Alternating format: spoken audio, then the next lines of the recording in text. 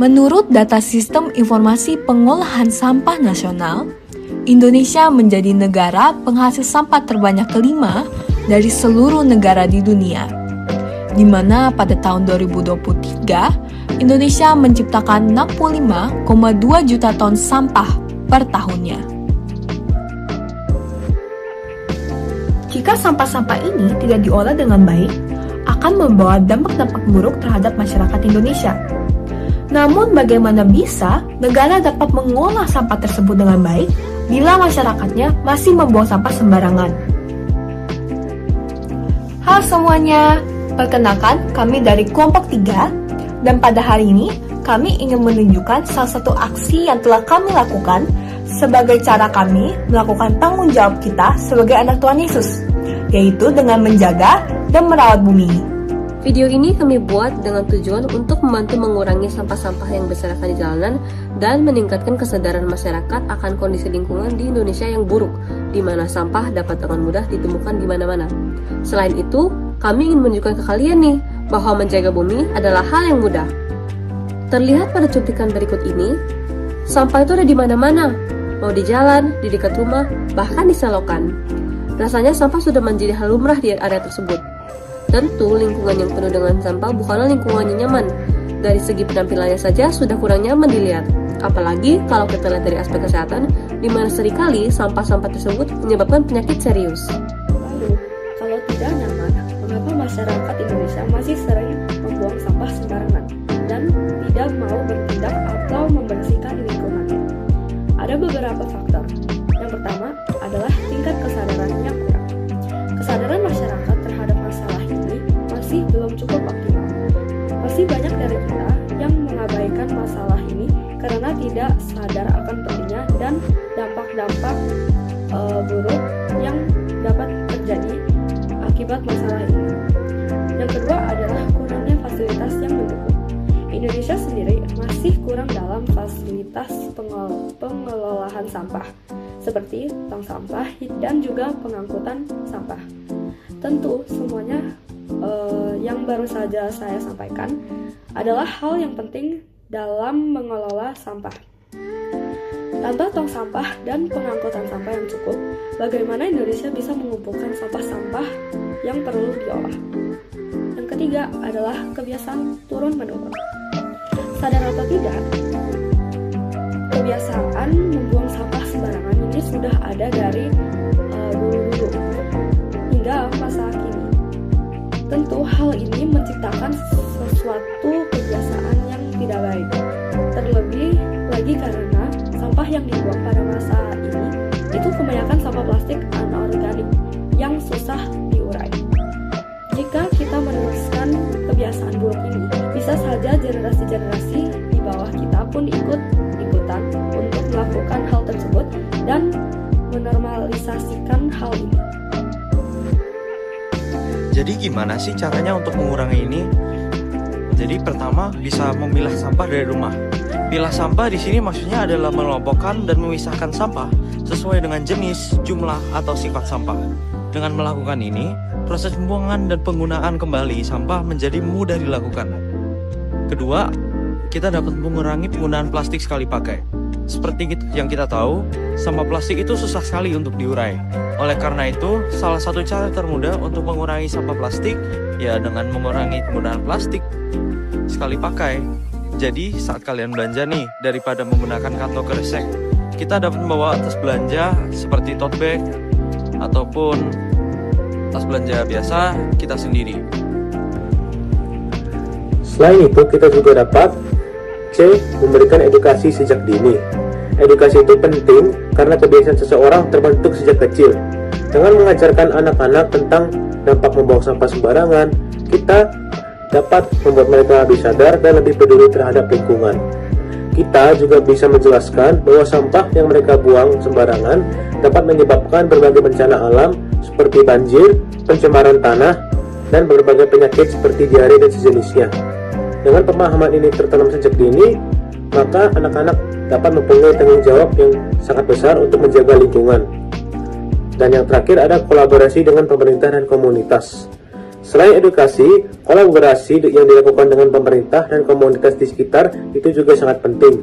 Pemerintah memiliki peran dalam menyediakan fasilitas seperti tempat sampah yang memadai, sistem pengelolaan sampah yang baik, serta membuat aturan dan sanksi yang terkait dengan hal-hal tersebut.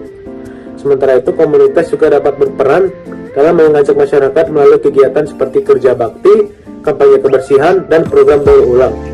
Dengan adanya kerjasama antara pemerintah dan masyarakat, upaya pencegahan sampah sembarangan akan menjadi aktif dan berkelanjutan. Kami memulai pengumpulan sampah ini dengan menentukan lokasi, yaitu di sekitar rumah saya, Alicia. Setelah itu, kami menentukan waktu untuk bertemu serta perlengkapan-perlengkapan yang dibutuhkan, seperti kantong sampah plastik besar dan sarung tangan. Dan pada hari pelaksanaan aksi tersebut, kami menggunakan sarung tangan serta kantong plastik untuk mempermudah pengumpulan sampah. Setelah itu kami melakukan pengumpulan sampah di depan toko sembako, di selokan, di samping rumah warga, serta di taman.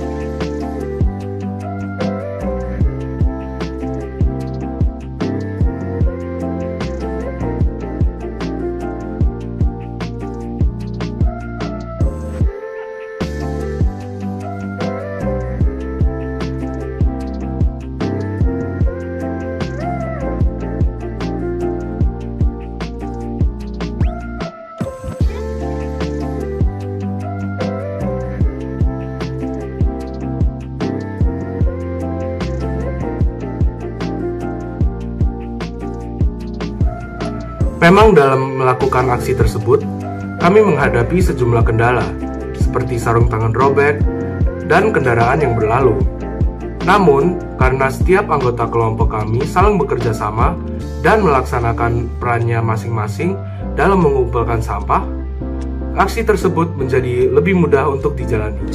Dari video ini, kami belajar bahwa menjaga lingkungan itu bukan tugas yang sulit jika dilakukan bersama-sama.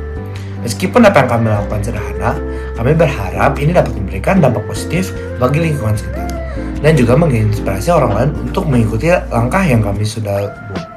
Kami berkomitmen untuk terus menjaga kebersihan lingkungan dengan tidak membuang sampah sembarangan, serta mengajak keluarga, teman, dan masyarakat sekitar untuk bersama-sama merawat bumi yang Tuhan telah percayakan kepada kita. Kami percaya bahwa perubahan besar dapat dimulai dari tindakan kecil yang dilakukan secara konsisten oleh setiap orang. Aksi kami ini juga mengingatkan saya mengenai suatu perintah Tuhan yang ditulis dalam Ulangan 22 ayat 6-7 yang berbunyi, apabila engkau menemui di jalan sarang burung di salah satu pohon atau tanah dengan anak-anak burung atau telur-telur di dalamnya, dan induknya sedang duduk mendekap anak-anak atau telur-telur itu, maka janganlah engkau mengambil induk itu bersama-sama dengan anak-anaknya. Setidak-tidaknya, induk itu haruslah kau lepaskan, tetapi anak-anaknya boleh kau ambil. Maksudnya, supaya baik keadaanmu dan lanjut umurmu. Melalui ayat ini, Tuhan mengajarkan manusia untuk bertanggung jawab, tidak merusak alam, serta tidak serakah dalam mengelola alam. Melainkan, perintah ini menekankan pentingnya sustainability atau keberlanjutan, yaitu kemampuan manusia di masa kini untuk mencukupi kebutuhannya tanpa mengorbankan generasi-generasi ke depannya. Jadi, menjaga alam dengan baik merupakan wujud ketaatan manusia kepada Tuhan, serta merupakan wujud tanggung jawab manusia sebagai pengelola bumi kita. Apabila video ini bermanfaat, silakan like dan juga share kepada teman-teman atau keluarga. Terima kasih telah menonton dan Tuhan Yesus memberkati.